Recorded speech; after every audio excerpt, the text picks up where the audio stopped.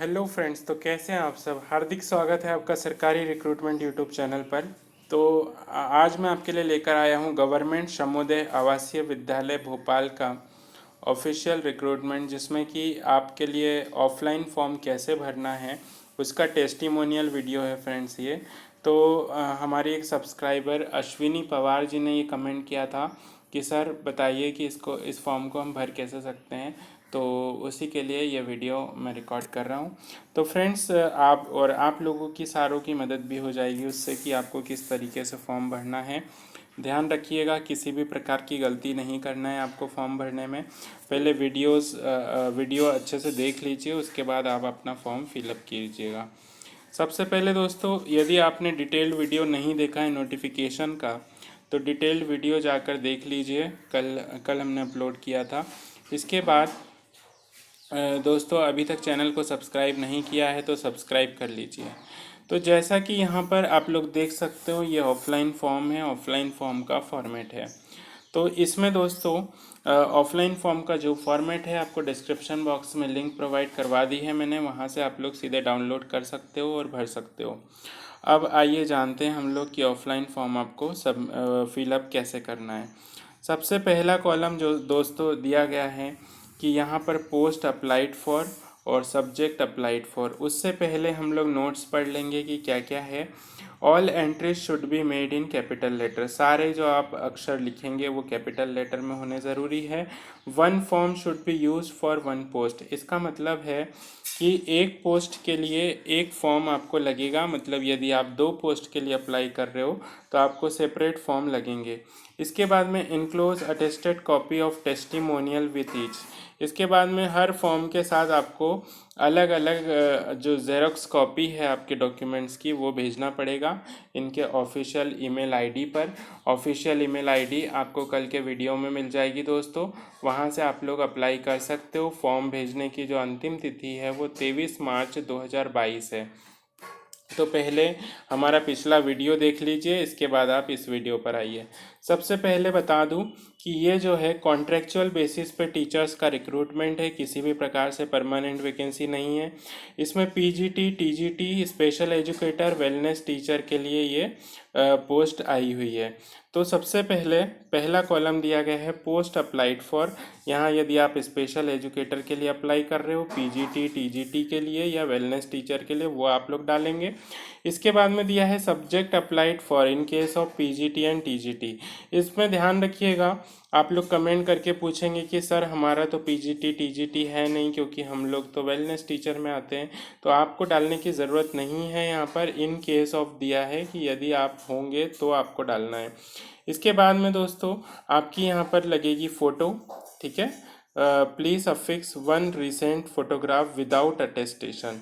Attest नहीं करना है आपको यहाँ पर, मतलब उस पर साइन नहीं करना है, बिना साइन वाली फ़ोटो। और यहाँ पर आपको अलग से फ़ोटो के नीचे साइन करना है, ठीक है दोस्तों। यहाँ ध्यान रखिएगा आप लोग। इसके बाद में कैंडिडेट्स नेम में आपका नाम पूरा कैपिटल में, जो 10वीं की मार्कशीट में आपका लिखा हुआ है वही नाम होना चाहिए, फर्स्ट नेम, मिडिल नेम और लास्ट नेम, ठीक है। इसके बाद में फादर्स नेम या हस्बैंड्स नेम, तो जो फीमेल कैंडिडेट हैं उनकी शादी हो चुकी है तो उनको यहाँ पर हस्बैंड नेम डालना पड़ेगा, और बाकियों के लिए फादर्स नेम। इसके बाद में दोस्तों डेट ऑफ बर्थ डालनी है, डेट, मंथ एंड ईयर, ये कॉलम पूरा सेपरेट दिया गया है। जेंडर डालेंगे मेल या फीमेल। इसके बाद में 1 अप्रैल 2021 को जो आपकी एज हो चुकी है, ये एज डालेंगे कि आप कितने दिन के, कितने महीने और कितने साल के कंप्लीट हो चुके हैं। इसके बाद में हमारी एक सब्सक्राइबर हैं, तो इन्होंने कमेंट किया था सरिता दुबे जी ने कि सर यदि हम सिलेक्ट हो गए इंटरव्यू में तो ये लोग हमको अप्रोच कैसे करेंगे। तो उसका आंसर इसमें है कि यहाँ पर candidate address with contact number, ये जो आप डालेंगे तो ये आपका कॉरेस्पॉन्डेंस एड्रेस रहेगा। यहाँ पर वो वाया पोस्ट आपको एक लेटर दे देंगे कि आपको इतनी तारीख को आना है, यहाँ पर इंटरव्यू देना है भोपाल में। इसके बाद में फ़ोन नंबर में आपका दोस्तों primary number and secondary number दोनों आप लोग प्रोवाइड करवाइएगा।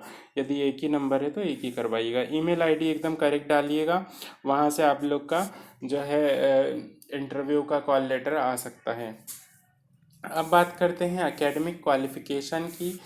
यहाँ पर हाई स्कूल से आपको स्टार्ट करनी है। फॉर एग्जांपल क्लास 10th में 10th पास किया आपने, year of passing, maximum marks जो आपकी मार्कशीट में थे, फिर आपको जितने मिले, इसके बाद आपका परसेंटेज, सब्जेक्ट स्पेशलाइजेशन में आप लोग ऑल सब्जेक्ट डालेंगे। इसके बाद duration of course in month, तो आपका जैसे 12 महीने का कोर्स होता है 10th का, तो 12 महीना। और बोर्ड या यूनिवर्सिटी में सीबीएसई है तो सीबीएसई, अदरवाइज एमपी बोर्ड या जो भी आपका बोर्ड रहा है, आईसीएसई बोर्ड या जो भी है। इसके बाद में सेम रिपीट करना है 12th में। फॉर एग्जांपल यहाँ पे राइट नेम ऑफ एग्जामिनेशन पास, तो यहाँ पे 12th डालोगे। इसके बाद ईयर ऑफ पासिंग, इसके बाद में maximum marks, marks obtain, percentage. यदि आपका पीसीएम है तो पीसीएम, पीसीबी है तो मतलब पीसीएम यानी कि मैथ्स है तो मैथ्स, बायो है तो बायो, कॉमर्स है तो कॉमर्स, अदरवाइज आर्ट्स। इसका भी ड्यूरेशन 12 मंथ रहेगा। बोर्ड यूनिवर्सिटी में सीबीएसई, एमपी बोर्ड जो भी आपका रहा हो। ग्रेजुएशन में भी सेम आप लोग डालेंगे, बीकॉम, बीबीए, बीटेक या जो भी आपने ग्रेजुएशन किया है, किस साल में आप लोग पास हुए हैं, कितने मार्क्स का टोटल था और कितने आपको मिले, परसेंटेज, सब्जेक्ट स्पेशलाइजेशन में। फॉर एग्जांपल आप मैकेनिकल इंजीनियर है या कंप्यूटर साइंस इंजीनियर है, एमबीए किया है आपने एचआर से, तो वो लोग आप यहाँ डालिएगा। नहीं, ग्रेजुएशन में तो बीबीए होगा फ्रेंड्स, तो वो आप यहाँ डालिएगा। ड्यूरेशन ऑफ कोर्स में जितने टाइम में आपका ग्रेजुएशन 3 साल का है तो आप लोग कितना डालेंगे, 36 महीने डालेंगे। ठीक है दोस्तों, यहाँ पे एक बात ध्यान रखिएगा, मंथ्स का दिया है तो मंथ में ही डालिएगा। बीटेक है तो 4 साल में होता है, मतलब 48 महीने। बोर्ड यूनिवर्सिटी में फॉर एग्जांपल आपका आरजीपीवी था या जो भी आपका बोर्ड रहा, ऑटोनोमस बोर्ड है तो आपका ऑटोनोमस, फॉर एग्जांपल मेरा ग्रेजुएशन मैनिट से हुआ तो एमएनआईटी में यहाँ डालता। इसके बाद में पोस्ट ग्रेजुएशन की बात कर ले, जो मास्टर्स है आपका वो आप लोग को यहाँ डालना है।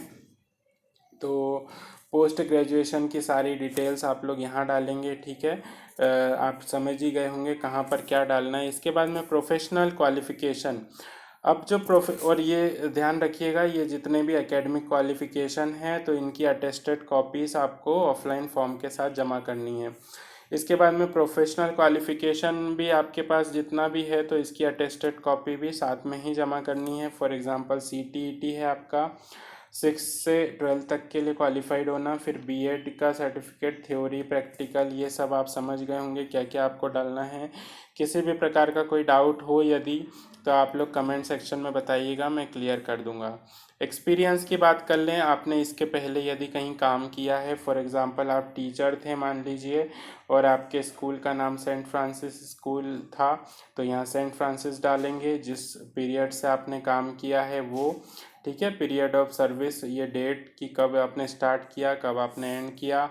इसके बाद में number of completed years and month, तो यहाँ पर जो है आपने कितने महीने और कितने साल कितने महीने काम किया, किस किस क्लास को पढ़ाया, क्या क्या सब्जेक्ट पढ़ाए और आपका पे बैंड क्या था, वो आपको यहाँ डालना पड़ेगा। इसके बाद में यहाँ एक कॉलम है कि are you able to teach through English and Hindi both, क्या आप इंग्लिश और हिंदी, इंग्लिश एंड हिंदी दोनों में पढ़ा सकते हैं।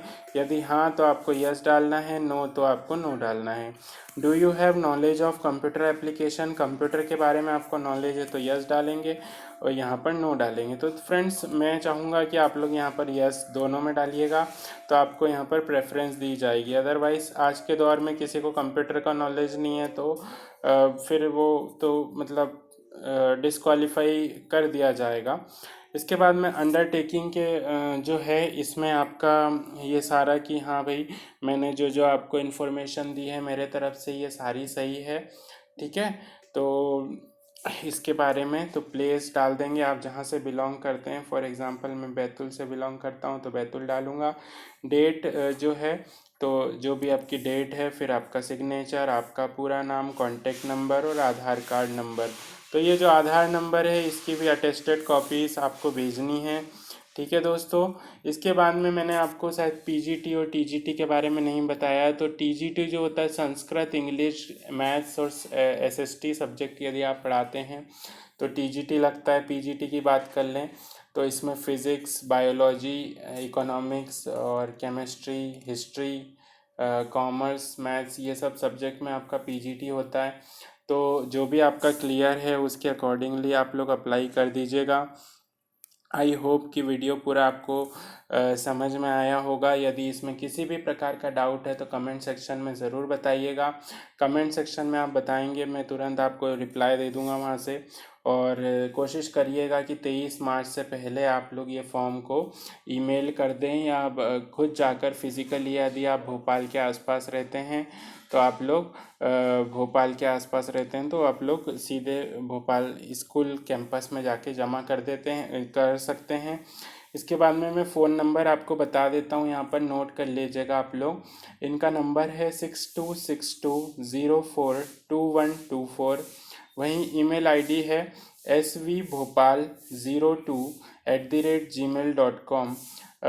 स्पेलिंग में SVBHOPAL02@gmail.com। ठीक है दोस्तों, तो यहाँ पर ये जो शमोदय आवासीय विद्यालय है ये मुगलिया छाप भोपाल में स्थित है।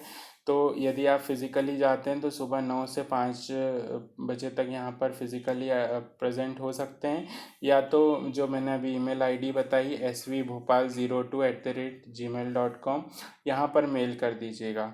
ठीक है फ्रेंड्स, और फ़ोटो सिग्नेचर ये सारा कुछ मैंने आपको बता ही दिया है।